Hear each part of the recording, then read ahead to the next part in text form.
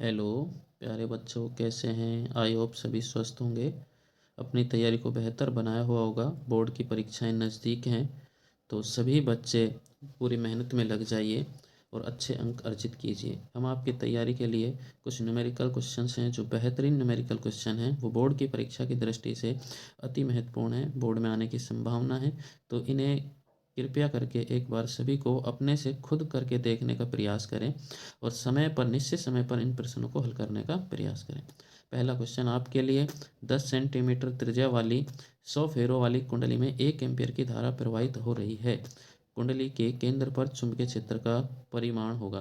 तो देखो मेरे प्यारे बच्चों, यहाँ पर हमारे पास दे रखा है 10 सेंटीमीटर त्रिज्या, यानी कि सबसे पहले हमें क्या दे रखा है, दिया क्या गया है, दिया हमें गया है यहाँ पर मेरे प्यारे बच्चों, दिया गया है, हमें दिया है आर बराबर, जो वैल्यू है हमारे पास आर इजकल टू दे रखा है 10 सेंटीमीटर। आई होप आपको ये समझ में आ गया होगा। दिया एक दे रखा है हमें नंबर ऑफ फेरे, एन का मान कितना दे रखा है 100, नंबर ऑफ फेरे दे रखा है 100, ये सेंटीमीटर में है।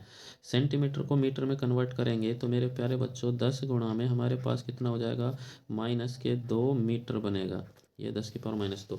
अब देखो धारा कितनी प्रवाहित हो रही है हमारे पास में, आई बराबर हमारे पास यहाँ पर हो रही है 1 एम्पियर। ये धारा हो गई 1 एम्पियर। अब हमें जानकारी क्या है, क्या निकालना, क्या है, ज्ञात क्या करना है हमें, बी मीन्स होता है यहाँ पर चुंबकीय क्षेत्र की तीव्रता, ये हमें ज्ञात करना है। तो हमें सूत्र पता है, सूत्र क्या करेंगे हम, यहाँ पर सूत्र की सहायता से इसका मान निकालेंगे। तो सूत्र हमें पता है, किसी की जो कुंडली होती है, कुंडली हमारे पास ये कुंडली हो गई, कुंडली के केंद्र पर जो चुंबकीय क्षेत्र की तीव्रता का जो सूत्र होता है, यानी कि बी का जो मान होता है, जब इसमें कोई आई मान की धारा प्रवाहित हो रही है, तो मेरे प्यारे बच्चों यहाँ पर इसमें बी का जो मान होता है केंद्र पर, बी इजकल टू जो वैल्यू निकलती है हमारे पास में μ0 NI अपॉन कितना होता है मेरे प्यारे बच्चों, 2R होता है। ये वाली वैल्यू कितनी हो जाएगी, 2R। चलिए अब हम क्या रखते हैं, इसमें मान रखते हैं, जो भी हमारे पास गिवन डाटा है उन सभी मानों को इसके अंदर रखते हैं। तो देखिए μ0, जो म्यू होता है इसका वैल्यू हमारे पास होता है, यहाँ पर आपको पता होगा म्यू है जो चुंबकीयशीलता होती है, तो ये हमारे पास में 4 पाई, ये 4.4 पाई इंटू 10⁻⁻, 10 की पावर होता है -7, ये -7 इंटू हमारे पास n कितना दे रखा है, यहाँ पर देखो प्यारे बच्चों कितना दे रखा है 100, क्योंकि n का मान हमारे पास 100 है, तो 100 रख दिया। यहाँ पर हमारे पास धारा कितनी दे रखी है, धारा है 1 एम्पियर, तो धारा का मान 1 एम्पियर रख दिया। अब हमारे पास नीचे जो डाटा है वो क्या दे रखा है हमें, यहाँ पर दो क्या दे रखी है, दो तो है ही है, और लेकिन आर त्रिज्या कितनी दे रखी है, इसकी दे रखी है हमें 10 सेंटीमीटर। इसको मीटर में कन्वर्ट करेंगे तो 10 इंटू में 10 की पावर माइनस का कितना बनेगा मेरे प्यारे बच्चों, यहाँ पर हमारे पास बनेगा 2। अब देखिए कुछ कट रहा है तो इसको काट लेते हैं, एक जीरो से ये जीरो गया, ये 10 की पावर -2 है, ये कटेगा तो 10 की पावर कितना बचेगा, -5 बचेंगे ऊपर, और ये वाले 2 से इसको काटेंगे तो ये 2 टाइम्स कटेगा। तो चलो देखते हैं, इसको आगे लिखते हैं, फर्दर हम लिखते हैं। तो यहाँ पर ऊपर मेरे प्यारे बच्चों 2 बचा, पाई का मान हम रख सकते हैं, अदरवाइज इसको 2 पाई ही रहने दीजिए, 2 पाई। इधर हमारे पास कितना बचा है, ये 10 की पावर माइनस के कितने बचे हैं, 10 की पावर -5। अब ये हमारे पास में आ गया टेस्ला में। अब अगर हम इसको माइक्रो टेस्ला बनाना चाहते हैं तो माइक्रो टेस्ला बनाएं, या फिर हमारे पास बी का जो आंसर है, बी का मान किसी कुंडली के केंद्र पर जो मान है हमारे पास मेरे प्यारे बच्चों, कुंडली के केंद्र पर जो मान निकल के आता है वह मान हमारे पास यही निकल के आएगा। आई होप आपको समझ में आ गया होगा। चलिए हम नेक्स्ट क्वेश्चन लेते हैं। ये हमारे पास कुंडली के केंद्र पर चुंबकीय क्षेत्र का मान है। चलिए नेक्स्ट क्वेश्चन आपके लिए स्क्रीन पर, 20 सेंटीमीटर फोकस दूरी के उत्तल लेंस के संपर्क में रखे 30 सेंटीमीटर फोकस दूरी के उत्तल लेंस के संयोजन से बने संयुक्त लेंस की फोकस दूरी। तो देखो मेरे प्यारे बच्चों, सबसे पहले जब हम इसका सॉल्यूशन, तो वही हमारे पास कंडीशन कि दिया क्या गया है हमें, तो वो चीज़ें हमें करनी है। सबसे पहले एक लेंस दे रखा है हमें और उसका फोकस दूरी है, यानी कि मान लेते हैं f1, और फोकस दूरी कितने दे दिया हमें 20 सेंटीमीटर, ये 20 सेंटीमीटर दे दिया। अब देखो है क्या, नाम क्या है इसका मेरे प्यारे बच्चों, यहाँ पर दे रखा है उत्तल, ये हमारे पास उत्तल दे दिया, यानी कि कॉन्वेक्स लेंस दे दिया। दूसरा हमारे पास दे दिया f2 बराबर हमारे पास जो वैल्यू है, f2 का मान दे दिया 30 सेंटीमीटर, और ये जो 30 सेंटीमीटर दिया है ये कैसा है हमारे पास में, अवतल, ये हो गया हमारे पास में मेरे प्यारे बच्चों अवतल लेंस। अब हमें पता है कि जो उत्तल लेंस होता है मेरे दोस्तों, उसकी जो फोकस दूरी होती है, उत्तल लेंस की जो फोकस दूरी होती है वो धनात्मक होती है, यानी कि पॉजिटिव होती है। जबकि हमारे पास में जो अवतल लेंस होता है उसकी जो फोकस दूरी होती है वो कैसी होती है, ऋणात्मक होती है। और हम ये जानते हैं कि जब दो लेंसों को संयुक्त रूप से जोड़ा जाता है तो यह कंडीशन कुछ इस तरीके की बन रही होगी मेरे प्यारे बच्चों। एक तो हमारे पास ये बन गया लेंस, कौन सा बन गया, ये उत्तल लेंस। और एक हमारे पास में ये बनेगा हमारे पास में अवतल लेंस, ये हमारे पास हो गया अवतल लेंस। और दोनों के दोनों इस तरीके से एक साथ क्या हुए हैं, रखे हुए हैं। इसकी फोकस दूरी कितनी है, f1, इसकी फोकस दूरी कितनी है, f2। तो इनके संयुक्त उपक्रम से, इनके जो संयुक्त उपक्रम उससे एक फोकस दूरी आ रही है f, उसका हमें क्या निकालना है, मान निकालना है। तो उसका जो सूत्र होता है मेरे प्यारे बच्चों, हम जानते हैं 1/में f इजिकल टू जो वैल्यू निकलती है 1/में f1 प्लस में 1/में कितना होता है, f2। चलिए हम इसमें मान रखते हैं, जो प्लस में है वो प्लस में रखेंगे और माइनस का माइनस में। तो ये हमारे पास में वैल्यू जो है 1/में f कितना रखेंगे, पॉजिटिव, f1 माना हमने उत्तल को, तो ये कितना रख दिया, 20।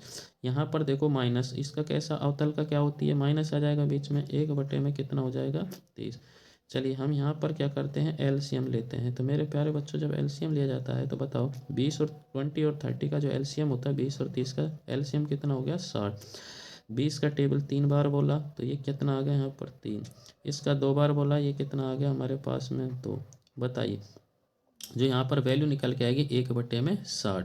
तो ये जो वैल्यू हमारे पास निकलेगी, तो ये 2, 3 में से 2 चला जाएगा तो 1 बचेगा, और ये 1/में 60। अब देखिए 1/में f बराबर 1/60, इसका मतलब f नीचे है तो 60 भी नीचे है।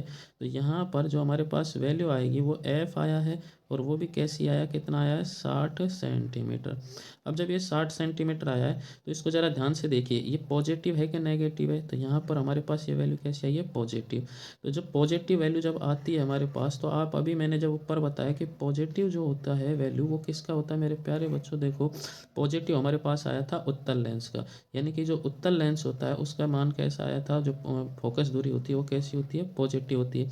तो सबसे पहले तो ये कैसा है हमारे पास में, उत्तल लेंस है, तो ये वर्ड तो हो गया उत्तल। लेकिन अब आपको पता होना चाहिए उत्तल लेंस को क्या कहा जाता है, अभिसारी, क्या कहा जाता है, अभिसारी लेंस कहा जाता है। तो आई होप आपको समझ में आ गया होगा इसका नेचर कैसा रहने वाला है, अभिसारी। अभिसारी और अपसारी में क्या डिफरेंस है आपको पता होना चाहिए। चलिए नेक्स्ट क्वेश्चन की ओर चलते हैं मेरे प्यारे बच्चों। नेक्स्ट क्वेश्चन आपके सामने क्वेश्चन नंबर 3 स्क्रीन पर। एक उच्चाई ट्रांसफॉर्मर 220 वोल्ट को 1100 वोल्ट में परिवर्तित करता है।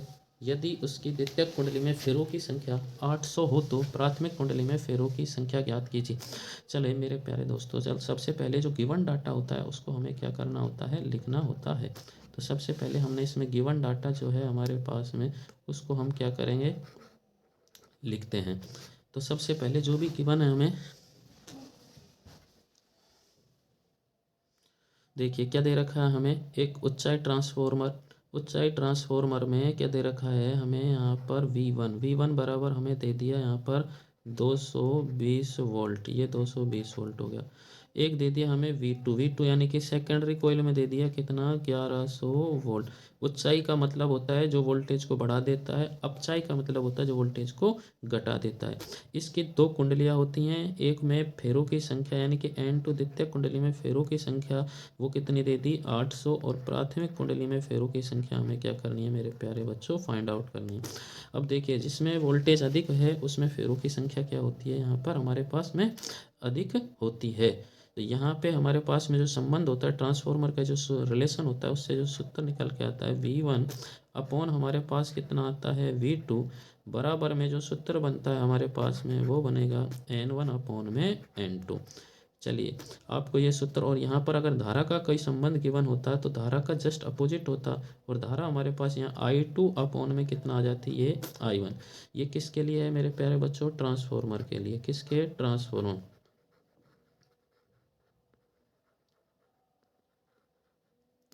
ये ट्रांसफॉर्मर के लिए है। अब देखो इसमें सभी के मान रखते हैं, V1 प्राथमिक कुंडली में 220 इसमें मान रखते हैं, यहाँ 200 हमने 20 रखा, बटे में हमारे पास कितना दे रखा है, V2 का मान दे दिया हमें 1100 इक्वल्स टू N1 हमें क्या करना है, ज्ञात करना है प्राथमिक कुंडली में, N2 का मान कितना दे दिया हमें 800। आई होप मान रखे होंगे आपने, समझ में आ गया होगा। 2 जीरो से हम इन 2 जीरो का आपस में काट सकते हैं, यस काट सकते हैं। अब हमारे पास में इस 11 से हम क्या करते हैं, ऊपर वाले इसको काटते हैं। 220 है तो ये कितनी बार कटेगा, 2 टाइम्स, और 2 टाइम्स कटेगा तो इट मीन्स यहाँ क्या आ जाएगा 20। अब देखो ये जो वैल्यू हमारे पास बनेगी वो इस कुछ इस तरीके की बन जाएगी, यानी कि 20 बराबर में हमारे पास में n1 बटे में कितना बचेगा 8। तो देखो मेरे प्यारे बच्चों, जब हम इसको सोल्व करते हैं, आगे कंटिन्यू सोल्व करते हैं, तो ये हमारे पास में n1 जब मान निकलेगा तो n1 का मान निकलेगा तो 20 इंटू में कितना हो जाएगा 8 हो जाएगा, और यहाँ से हमारे पास जो वैल्यू निकल के आएगी 160 निकल के आएगी। और ये 160 कितने हो जाएंगे, कितने फेरे हो जाएंगे, कौन सी कुंडली हमारे पास, प्राथमिक कुंडली। और प्राथमिक कुंडली में फेरों की संख्या देखिए कम है और द्वितीय कुंडली में फेरों की संख्या अधिक है। यानी कि जब कौन सा ट्रांसफार्मर होता है हमारे पास में, ऊंचाई ट्रांसफार्मर होता है, तो वहाँ पर V1 का जो मान है ऊंचाई में V2 से क्या होता है कम। तो यहाँ पर फेरों की जो संख्या है N1 की तुलना में N2 में क्या होती है अधिक। तो N2 में फेरों की संख्या 800 और प्राथमिक कुंडली में फेरों की संख्या 160। आई होप आपको समझ में आ गया होगा। चलिए नेक्स्ट क्वेश्चन की ओर चलते हैं। नेक्स्ट क्वेश्चन आपके स्क्रीन के सामने, यहाँ पर हमारे पास में मेरे प्यारे बच्चों एक 30 माइक्रोफैराड का एक आवेशी संधारित्र 27 मिली हेनरी के प्रेरक से जोड़ा गया है। तो परिपथ में मुक्त दोलनों की आवृत्ति हमें फाइंड आउट करनी है। तो चलिए देखो हाँ हमारे पास यहाँ फर्स्ट ऑफ ऑल हमें गिवन क्या क्या है वो डाटा हमें ऑलवेज भी हमेशा ये हमें लिखना ही लिखना है। तो सबसे पहले एक संधारित्र दे रखा है, संधारित्र की धारिता को C से लिखा जाता है और वो कितना दे दिया हमें 30 माइक्रोफैराड। हम जानते हैं कि 1 माइक्रोफैराड में कितना होता है 10⁻⁻6 होता है। चलिए उसकी ज़रूरत होगी तो ही हम उसको लिखेंगे। तो यहाँ पर हमारे पास में 30 माइक्रोफैराड।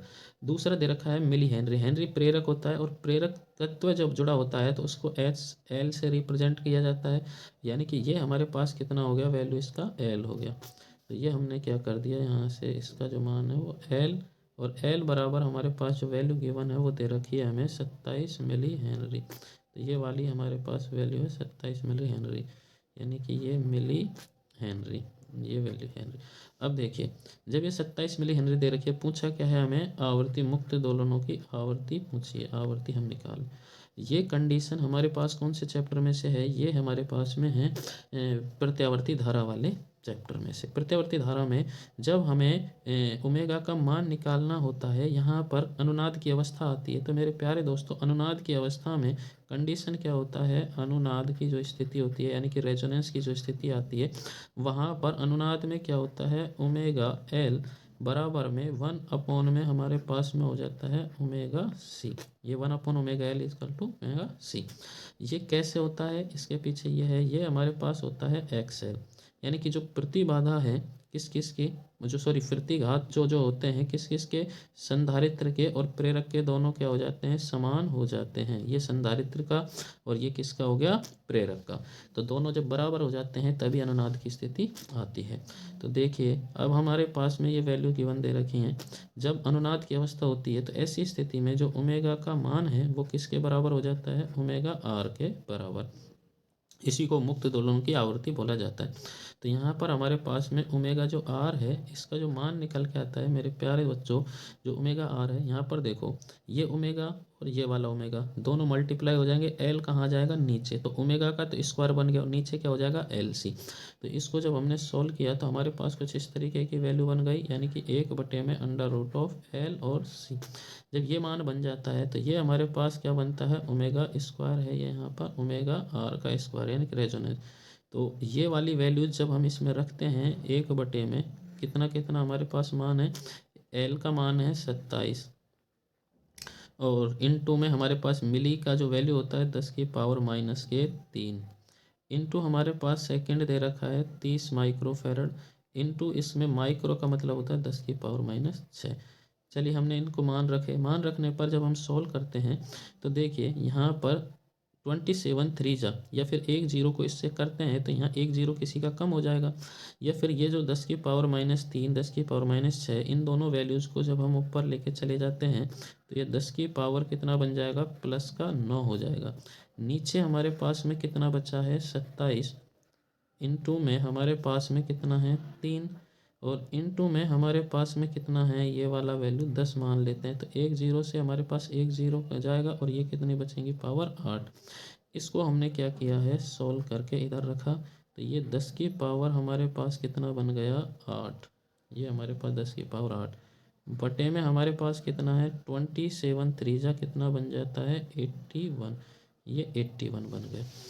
अब देखो हमें इसको क्या करना है, सॉल्व करके अंडर रूट लेना है इसका, यानी कि ये हमें ओमेगा स्क्वायर था, तो अब हम ओमेगा आर लेंगे तो इसका क्या बन जाएगा, वर्गमूल लेना पड़ेगा। और वर्गमूल लेंगे तो ये हमारे पास 10 की पावर 8 बटे में हमारे पास कितना है, 81।